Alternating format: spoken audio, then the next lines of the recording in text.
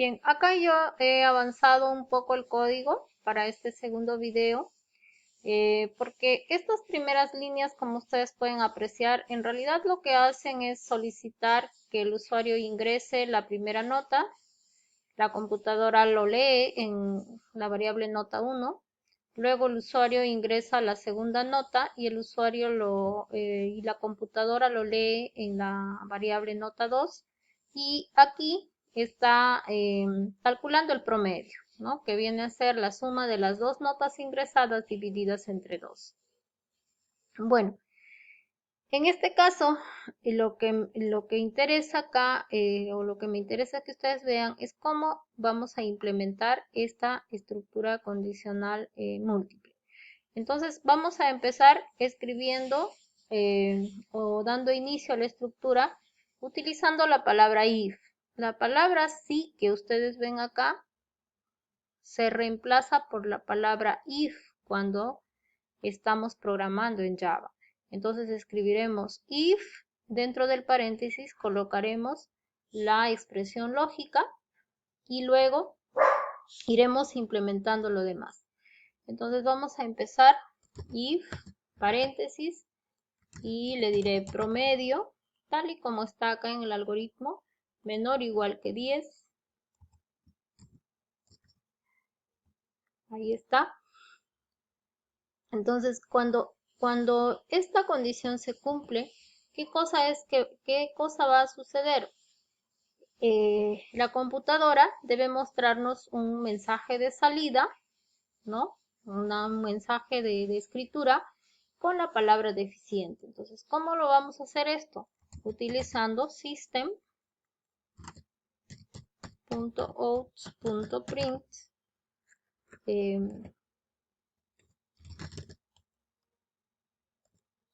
deficiente. Ahí está.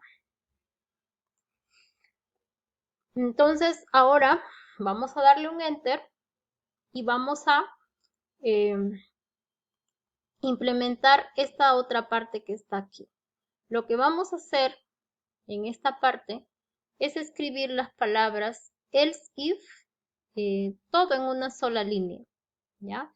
Entonces, escribiremos acá else if y la siguiente condición, que en este caso es esta expresión lógica, promedio menor o igual que 14.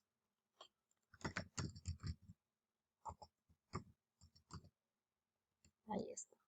Entonces, cuando esta condición se cumpla, es decir, cuando nosotros llegamos aquí, como ya lo expliqué antes cuando trabajamos el algoritmo, cuando llegamos aquí a esta parte donde dice else, lo que estamos haciendo es negar esta expresión lógica que está arriba. Y la negación de esta expresión lógica que dice promedio menor o igual que 10, significa que aquí en esta línea estaría diciendo promedio mayor que 10, ¿no? Y promedio menor o igual que 14. Es decir, estaría en este intervalo que nos interesa evaluar y que debe mostrar la palabra regular. Entonces aquí vamos a darle un enter y vamos a escribir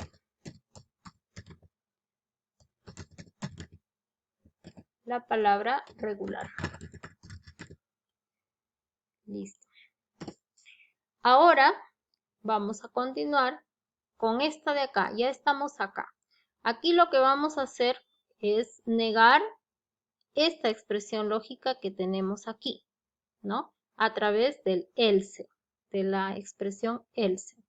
Y al mismo tiempo vamos a evaluar esta otra expresión lógica que dice promedio menor o igual que 17. ¿Cómo lo vamos a hacer? Vamos a escribir else, un espacio, if, ¿no? Y luego escribimos la expresión lógica que en este caso es menor o igual que 17. Entonces, ¿qué estamos realmente diciendo acá o qué estamos evaluando aquí? En esta parte estamos negando a esta expresión lógica que está acá. Es decir, Si en esta parte del código la computadora evalúa que promedio es menor o igual que 14, al negar esto, al llegar aquí, lo que está diciendo es que promedio es mayor que 14, pero al mismo tiempo también debe ser menor o igual que 17. Es decir, que estamos en el intervalo que ven aquí. Y cuando eso ocurre, debemos demostrar la palabra bueno. Entonces, vamos a escribir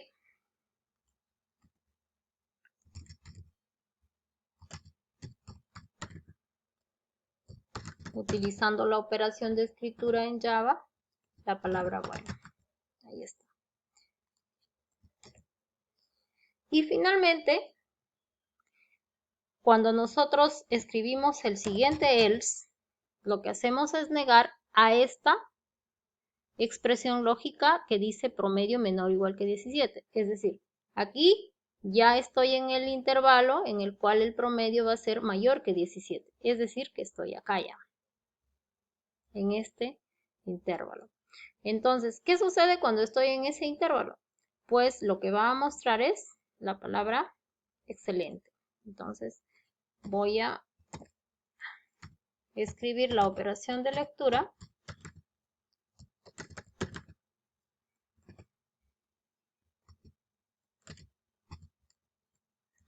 Perdón, esta es la operación de escritura, la operación de escritura que muestra la palabra excelente. Ahí está, listo. Entonces, con esto yo habré implementado ya mi estructura condicional múltiple. Como ustedes ya han visto en la estructura condicional simple o en la estructura condicional doble, en realidad no necesitamos ya especificar colocar fin sí, ¿no? O fin if, ya no. Eso está delimitado de manera automática por el programa. ¿Y cómo así? Igual como cuando les expliqué con la estructura condicional doble, si cada una de las ramas de esta estructura condicional múltiple consta de una sola instrucción, como es el caso o como es la situación que tenemos aquí, no necesitamos colocar las llaves de apertura y de cierre para cada parte. Eso es porque tenemos una sola instrucción. Caso de que tuviéramos más, es decir, hubiera 2, 3 o 4 líneas de instrucciones aquí, ahí sí necesariamente me vería obligada a colocar las llaves, porque si no, el Java no podría saber dónde empieza una estructura, ¿no? Dónde termina, dónde está cada parte de la estructura. En este caso, el Java lo va a interpretar correctamente. Si ustedes aprecian acá, no nos está arrojando ningún error, ¿no? No nos está diciendo que haya algún error. Y lo vamos a ejecutar para ver cómo funciona. Vamos a ingresar la primera nota, que es la que nos pide. Voy a ingresar una nota que sea menor que 10 para que evalúe el primer intervalo. Por ejemplo, el 8 y el 5. Vamos a presionar un Enter y ahí está. Si ustedes se dan cuenta, si sumamos 8 más 5, 13 y lo dividimos entre 2, pues vamos a tener un resultado de 7, ¿no? En enteros, porque está definido como entero la variable promedio de salida. Entonces, ¿qué nos va a arrojar? La palabra deficiente. Si volvemos a hacer otra corrida e ingresamos valores como 18, por ejemplo, para la primera nota, 19 para la segunda nota, ya estaríamos en el último intervalo y debe mostrarme excelente, ¿no? Entonces, una corrida más. Vamos a entrar al intervalo que está entre 10 y 14.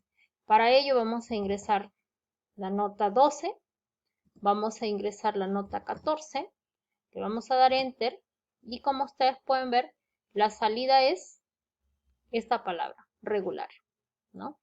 Bueno, entonces, como pueden apreciar aquí, ya algo muy importante para que ustedes se den cuenta, las estructuras condicionales múltiples en Java o a lo menos esta forma que les estoy enseñando, esta primera forma, porque hay una forma especial que posteriormente la vamos a trabajar, las vamos a implementar utilizando la palabra if, ¿ya? El primer if va a contener la primera expresión lógica.